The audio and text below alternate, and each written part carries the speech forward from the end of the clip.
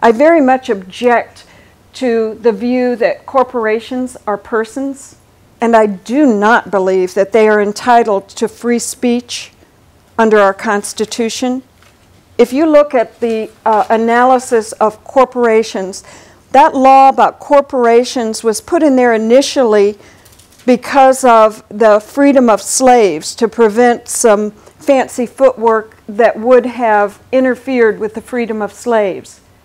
That definition of a corporation on paper has changed over the decades, and so it's been introduced into contract law, and it's been introduced now by our Supreme Court into the interpretation of the Constitution.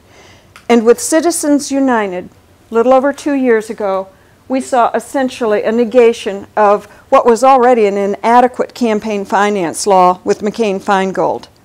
So we have a Supreme Court right now, and 5 individuals have determined in the year 2000 who the president was.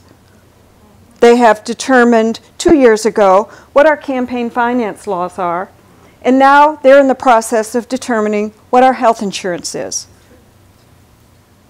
So we don't have, yeah, boo, that separation of the executive, the judicial that we're supposed to have. So there is a lot wrong and at risk with our democracy right now. I liken it to those of us at home doing our job are trying to stay on the paved road with the yellow lines and the white lines and stay on our side of the road. And meanwhile, we have a cow path. And we have David Koch hammering in American for Prosperity signs and pulling the public through misinformation onto that cow path.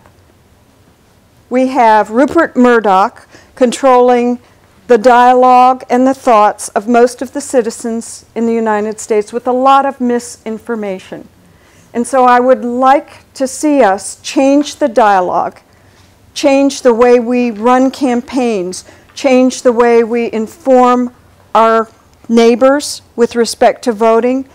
I'd like to see us go back to grassroots, whether it's through the internet, whether it's through the phone trees,